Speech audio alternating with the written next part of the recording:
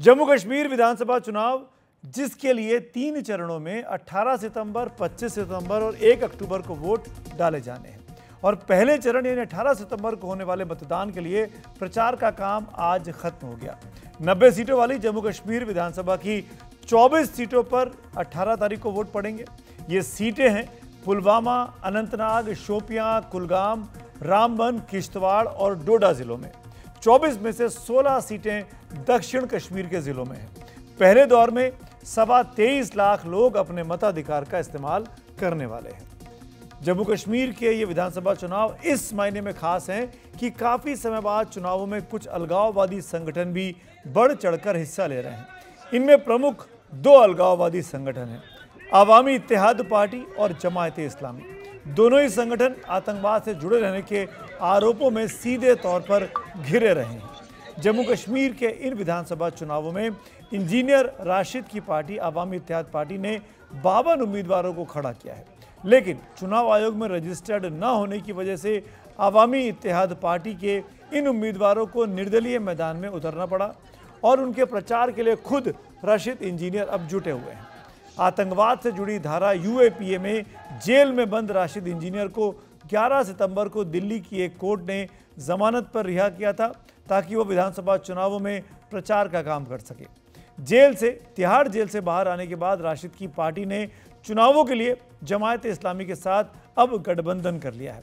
जमायत इस्लामी ने भी कश्मीर घाटी में 12 निर्दलीय उम्मीदवारों को खड़ा किया है। हालांकि वो भी निर्दलीय के तौर पर ही चुनाव लड़ रहे हैं क्योंकि जमायत इस्लामी एक राजनीतिक पार्टी के तौर पर अभी रजिस्टर्ड नहीं है।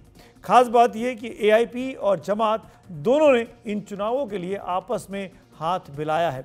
2 अलगाववादी संगठन जो जाने जाते रहे भारत विरोधी बयानों के लिए, भारत विरोधी नीतियों के लिए, वो आज एक साथ मिलकर भारतीय लोकतंत्र के चुनावों में हिस्सा ले रहे हैं।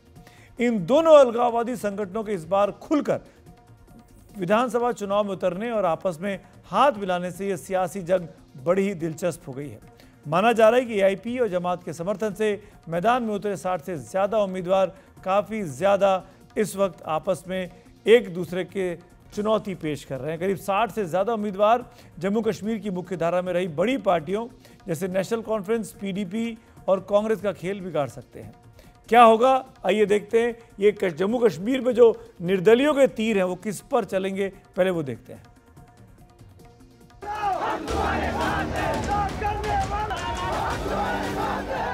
बहुत से राजनीतिक पंडित जिस बात का अनुमान लगा रहे थे वो ही हुआ।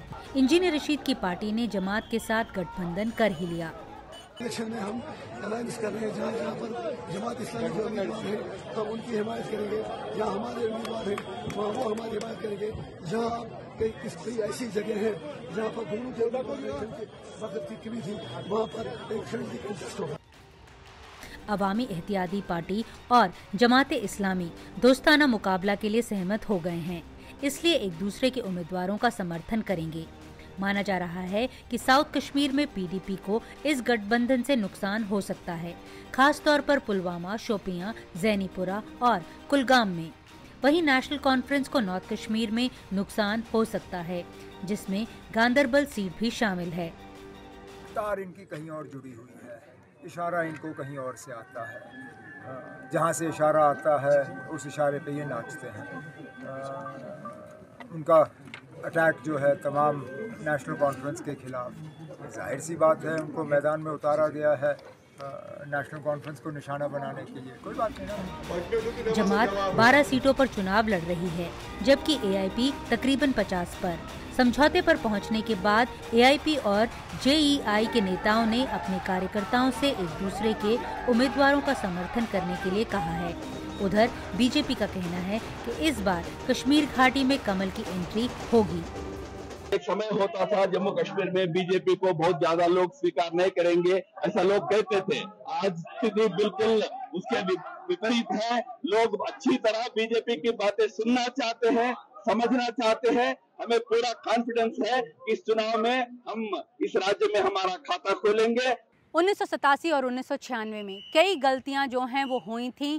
दिल्ली ने कई गलतियां की थी। उम्मीद की जानी चाहिए कि इस बार जब 2024 में चुनाव हो रहे हैं कि वो गलतियां नहीं दोहराई जाएंगी और इस बार फ्री एंड फेयर इलेक्शन होंगे और लोग जिन नुमाइंदों को चुनेंगे वही नुमाइंदे सत्ता में काबिज होंगे। नई दिल्ली से नीता शर्मा, एनडीटीवी इंडिया के लिए। आपको याद दिला दें, ये इनकी तस्वीर आप देख रहे हैं मेरे पीछे, रशीद साहब की, इंजीनियर रशीद। ये अभी लोकसभा चुनावों में सांसद चुनकर पहुंचे हैं निर्दलीय। और किसको हराया है? इन्होंने हराया नेशनल कॉन्फ्रेंस के उम्मीदवार और पूर्व मुख्यमंत्री उमर अब्दुल्ला को। बारामूला सीट पर शानदार जीत हासिल की है। हौसले बुलंद हैं, इसीलिए इस बार अपनी पार्टी से 52 उम्मीदवारों को चुनाव लड़ा रहे हैं विधानसभा का। 2024 के आम चुनावों में जम्मू कश्मीर के आवाम ने जिस बड़े पैमाने पर मतदान किया, उससे अलगाववादी संगठनों को भी अपनी रणनीति बनाने से एक बार मजबूर होना पड़ा है। उन चुनावों के दौरान जेल में बंद अलगाववादी अब्दुल राशिद शेख उर्फ इंजीनियर राशिद ने पूर्व मुख्यमंत्री उमर अब्दुल्ला को हराया था, सबको हैरान कर दिया था। राशिद की जीत से भारत सरकार विरोधी राजनीति करने वाले कई लोगों को उम्मीद जगी है। इनमें से कई अलग अलग आरोपों में इस वक्त भी जेल में बंद है। जेल फ्री कश्मीर के वादे पर उतरे ये उम्मीदवार कई सख्त कानूनों जैसे पब्लिक सेफ्टी एक्ट और यूएपीए के मुद्दे पर भारत सरकार को नीतिगत तौर पर चुनौती देना चाहते हैं और चुनाव में उतरे हुए हैं।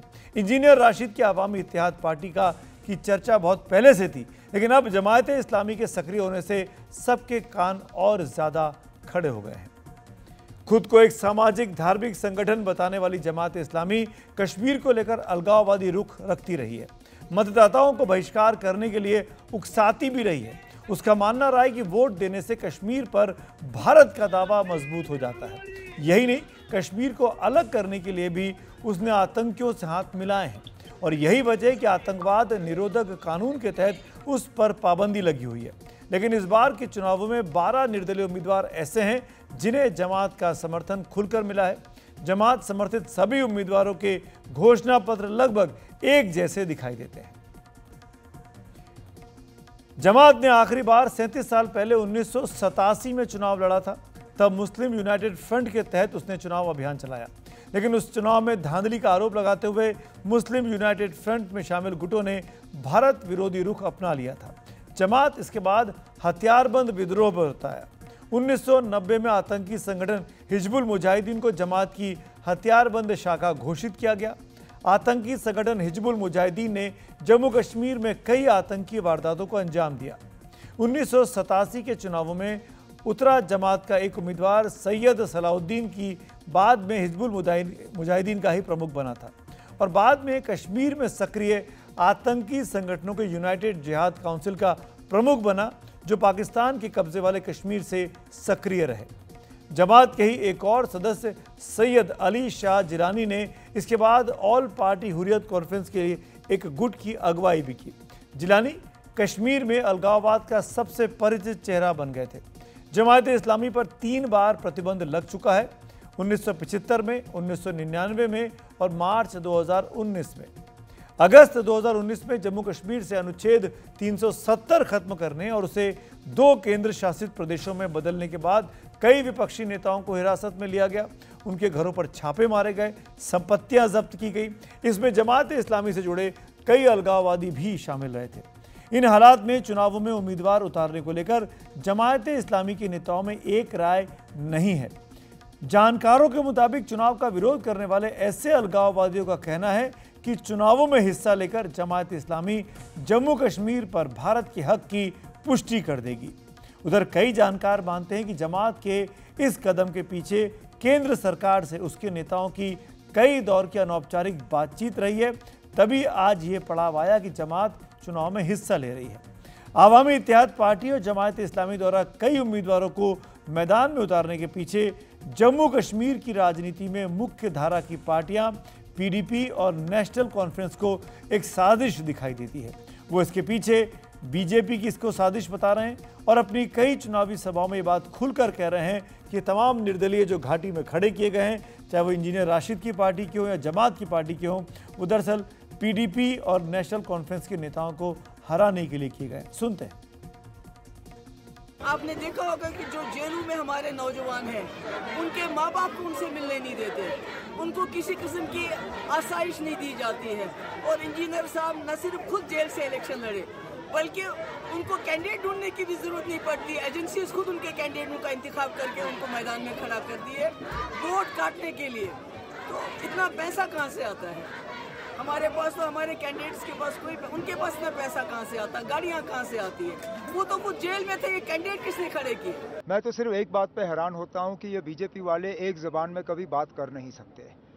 ये अलग अलग अंदाज से बात करते हैं। जब इसी तरह इजाज़त अरविंद केजरीवाल को दी गई थी, उस वक्त बीजेपी ने पूरे मुल्क में उसकी मुखालफत की, कहा कि ये क्या हो रहा है, आप किसी को इलेक्शन लड़ने के लिए जेल से कैसे छोड़ सकते हो, और मुल्क भर में उसके खिलाफ प्रचार हुआ। जब इंजीनियर रशीद को बिल्कुल इसी तरह सिर्फ इलेक्शन के लिए छोड़ दिया गया, तो इस चीज़ का इस्तिकबाल बीजेपी ने किया। तो कहीं ना कहीं दाल में कुछ काला तो नज़र ही आ रहा है। उधर बीजेपी ने इंजीनियर रशीद के जमानत पर रिहा होने के फैसले का स्वागत किया था और कहा था कि इससे उमर अब्दुल्ला की नींद उड़ जाएगी, जबकि इंजीनियर रशीद ने अपनी रिहाई के पीछे कोई रणनीति होने के आरोप को सिरे से खारिज किया और कहा कि वो तो खुद ही बीजेपी के पीड़ित रहे हैं। मैं कश्मीर और कश्मीरियों को सिर्फ ये पैगाम देना चाहता हूं कि हम बिल्कुल कमज़ोर नहीं हैं। कश्मीर के लोगों की जीत होगी। जम्मू कश्मीर के लोग सच्चाई पर हैं और मोदी जी ने, नरेंद्र मोदी ने 5 अगस्त 2019 को जो भी फैसले लिए वो हमें हरगिज मंजूर नहीं है। उसके लिए चाहे इंजीनियर रशीद को तिहाड़ भेजो या आप उससे भी कहीं आगे भेजो, चाहे जो मर्जी है वो कर लो, जीत हमारी होगी, सच्चाई हमारी। इधर सबसे अलग बीजेपी ने जम्मू कश्मीर चुनावों को लेकर सभी विपक्षी पार्टियों पर हमलावर रुख अपनाया हुआ है। गृह मंत्री अमित शाह ने आज रामबन और किश्तवाड़ में रैलियां की और नेशनल कॉन्फ्रेंस और पीडीपी पर हमला बोला। उन्होंने कहा कि ये दल जम्मू कश्मीर में फिर आतंकवाद लौटाना चाहते हैं, लेकिन बीजेपी आतंकवाद को दफन कर देगी। उमर अब्दुल्ला कहते हैं अब जल गुरु को फांसी नहीं देनी चाहिए थी। भाई किश्तवाड़ वालों, मैं तो सीधा आपको पूछने आया हूं, अब जल गुरु को फांसी देनी चाहिए थी या नहीं देनी चाहिए थी? जोर से बोलिए जरा, देनी चाहिए थी या नहीं देनी चाहिए थी? यही बताता है कि राहुल गांधी और उमर अब्दुल्ला की सरकार बनी तो क्या होने वाला है। फिर से पथराव होगा, फिर से आतंकवादियों के जनाजे निकलेंगे, फिर से गोलियां चलेगी, फिर से सिनेमा हॉल बंद हो जाएंगे, फिर से अमरनाथ यात्रा पर हमला होगा, फिर से ताजिया का जुलूस बंद हो जाएगा, और ये जो इन्वेस्टमेंट आ रहा है जम्मू कश्मीर के अंदर, इसकी जगह बेरोजगारी खड़ी होगी। भाइयों बहनों, ये अब्दुल्ला गांधी परिवार, उनका एक ही मकसद है, जीतना। आतंकवाद को शरण में जाने की इनको कोई शर्म नहीं। आज एक और खास बात कश्मीर से हुई, वो भी आपको बता देते हैं। वो ये कि कांग्रेस ने आज चुनाव प्रचार के आखिरी दिन, यानी आज जब चुनाव प्रचार खत्म हो रहा था पहले फेज के लिए, तब अपना घोषणा पत्र जारी किया है। वैसे सवाल तो पहले ये उठना चाहिए कि हुजूर इतनी देरी से कोई घोषणा पत्र चुनावों में जारी करता है क्या? इस पर भी हम बात करेंगे, लेकिन पहले आपको दिखा देते हैं कि कांग्रेस की घोषणा पत्र में क्या क्या खास बातें हैं। मेहमान भी मेरे साथ जुड़ने वाले हैं, लेकिन पहले कांग्रेस के घोषणा पत्र पर नजर। पहली बात जो की गई है कि पूर्ण राज्य का दर्जा दिलवाएंगे, जबकि राहुल गांधी बोल चुके थे। घर की महिला मुखिया को 3,000 रुपये महीना देने का वादा किया गया है। परिवार के हर सदस्य को 11 किलो राशन देने का वादा कांग्रेस पार्टी कर रही है। महिला स्वयं सहायता समूह को 5 लाख रुपए तक का मुफ्त ब्याज देने की बात कांग्रेस पार्टी ने की है। हर परिवार को 25 लाख रुपए तक का स्वास्थ्य बीमा देने का वादा कांग्रेस के घोषणा पत्र में है। हर तहसील में एम्बुलेंस लेस मोबाइल क्लिनिक की बात कांग्रेस के घोषणा पत्र में है। कांग्रेस का न्याय पत्र कहता है कि हर जिले में वो सुपर स्पेशलिटी अस्पताल बनाएंगे। कश्मीरी पंडितों के लिए मनमोहन सिंह की जो योजना थी उस सरकार को लागू करने की बात घोषणा पत्र में की गई है। ओबीसी को उनका अधिकार दिलाने की बात कांग्रेस पार्टी कर रही है और 1 लाख जो रिक्त पड़े पद हैं उनको भरने की बात कांग्रेस पार्टी ने अपने इस न्याय पत्र में, जिसको कांग्रेस न्याय पत्र कहती है, ये वादे किए गए हैं। आइए इन तमाम मुद्दों पर कश्मीर में जो घटनाक्रम चल रहा है बात करने के लिए मेरे साथ खास मेहमान कांग्रेस से वरिष्ठ पत्रकार जफर चौधरी साहब जुड़ रहे हैं कांग्रेस माफ़ करिएगा कश्मीर से। जफर साहब शुक्रिया, थैंक यू सो मच वक्त निकालने के लिए। मेरा पहला मुद्दा है वो अलगाववादियों वाला, मैं पहले उस पर बात करना चाहता हूँ और फिर हम कांग्रेस और बीजेपी पे आएंगे। ये जो बड़ी संख्या में सेपरेटिस्ट चुनाव लड़ रहे हैं, जिसको चाहे रशीद साहब की पार्टी कह लीजिए, इंजीनियर रशीद साहब की, या जमात कह लीजिए, करीब मेरे ख्याल से 64-65 सीटों पर लड़ रहे हैं ये पूरे ओवरऑल, इसको आप कैसे देखते हैं? ये कितना बड़ा डेंट कर सकते हैं पीडीपी, नेशनल कॉन्फ्रेंस और कांग्रेस के लिए? देखिए, पहली बात तो ये है कि ये जो दो ऑर्गेनाइजेशन है, खास करके अवामी इत्तेहाद पार्टी और जमात इस्लामी, इनका इतना खुलेआम पहली बार बड़े पैमाने पर चुनाव में शामिल होना जो है, ये बहुत आसानी से इतनी माने जाने वाली बात नहीं है कि ये अपने आप में ही सारी चीज हो रही है, इसमें कोई इनकरेजमेंट नहीं है। इसमें कुछ ना कुछ तो दिलचस्प है जो इसके पीछे है। लेकिन मुझे लगता नहीं है कि जो एक सरप्राइज हुआ था अर्लियर दिस ईयर, जो लोकसभा इलेक्शन के दौरान जिन्होंने आश्चर्यचकित कर दिया था इंजीनियर रशीद ने उमर अब्दुल्ला को हरा के, मुझे नहीं लगता कि उस पैमाने के ऊपर ये बहुत ज्यादा नेशनल कॉन्फ्रेंस या पीपल डेमोक्रेटिक पार्टी ऑलरेडी एक थोड़ी डिफिकल्ट पोजीशन में है, मुझे लगता नहीं है कि ये उस हद तक डेंट कर पाएंगे। कुछ कॉन्स्टिट्यूएंसीज में नॉर्थ कश्मीर में, सेंट्रल कश्मीर में इनका बहुत जो उत्साह है वो देखा जा रहा है, लेकिन कश्मीरी जो वोटर है वो इसेंशियली एक हाईली पॉलिटिकल थिंकिंग वोटर होता है। उन्होंने जो लोकसभा इलेक्शंस हुए हैं तब से लेकर अभी तक उन्होंने बहुत सारी बातें देखी हैं, बहुत सारी बातें सुनी हैं और बहुत सारी बातें सोची हैं, जिसकी वजह से मुझे लगता है कि जो एक उस वक्त इमोशनल एक वोट स्विंग था कि एक व्यक्ति जो है वो जेल में है और हर तीसरा या चौथे कश्मीरी कभी ना कभी जेल में रह चुका हुआ है, तो जो जेल से रहकर व्यक्ति इलेक्शन लड़ रहा है वो एक कश्मीरी के साथ रेजोनेट करता है, तो उन्होंने भारी जो मतदान किया इंजीनियर रशीद के हक में। मुझे लगता है कि अब जब इंजीनियर रशीद जेल से स्पेशली छूटकर आ रहे हैं अपने इलेक्शन प्रचार के लिए और इतने बड़े पैमाने के ऊपर 52 के करीब उन्होंने अपने कैंडिडेट्स उतारे हैं, तो जो कश्मीर में डिस्कशन है, अंडर करंट है, जो इंजीनियर रशीद को लेकर थिंकिंग है, वो वैसी नहीं है जैसे मार्च, अप्रैल या मई के महीने में थी। तो उस तरह से मुझे लगता नहीं कि बहुत भारी पैमाने के ऊपर ये नेशनल कॉन्फ्रेंस या पीडीपी को जो है ये डिसलॉज कर सकते हैं या डेंट कर सकते हैं उनके वोट बैंक को। ओके, लेकिन कंपटीशन एक टफ बहुत जरूर है उसमें। जी, आप रहिए जफर साहब, मेरे साथ नज़ीर भी जुड़ गए मेरे साथ। नज़ीर वसूदी हमारे साथी हैं श्रीनगर से, एनडीटीवी के वरिष्ठ सहयोगी। नज़ीर साहब, ये बात हम कर रहे थे आपके पीछे से, जो ये सेपरेटिस्ट चुनाव लड़ रहे हैं जी, एआईपी और जमात के लोग, उसको आप किस तरीके से देखते हैं वैली में लड़ना? और इस सवाल में एक चीज़ और जोड़ देता हूँ मैं, एक इशारा किया जफर साहब ने कि ये इतना आसान नहीं था इन लोग का चुनाव लड़ना, ये चुनाव लड़ रहे हैं इसका मतलब पीछे कुछ ना कुछ दिलचस्प कहानी है। वो पीछे की कहानी क्या नज़ीर साहब, कौन लड़ा रहा है चुनाव इनको? कोई रॉकेट साइंस नहीं है जब हम इसकी बात करें कि कौन लड़ा रहा है और क्यों लड़ रहे हैं, क्योंकि जब कोई भी तंजीम उससे बैन किया जाता है, यूएपीए के तहत एक अनलॉफुल ऑर्गेनाइजेशन करार दी जाती है, कोई मीडिया भी उसका प्रचार या उसका स्टेटमेंट जारी नहीं कर सकता है कि वो भी कानूनन गलत बन जाता है। जैसे जितने भी ऑर्गेनाइजेशन यहाँ अनलॉफुल डिक्लेयर की गई हैं, चाहे जम्मू कश्मीर लिबरेशन फ्रंट हो, जमात इस्लामी हो या और कहीं तरह, उनके स्टेटमेंट कोई मीडिया तक भी उनकी बात नहीं कर सकता है, उससे भी पुलिस पूछगिछ करते हैं।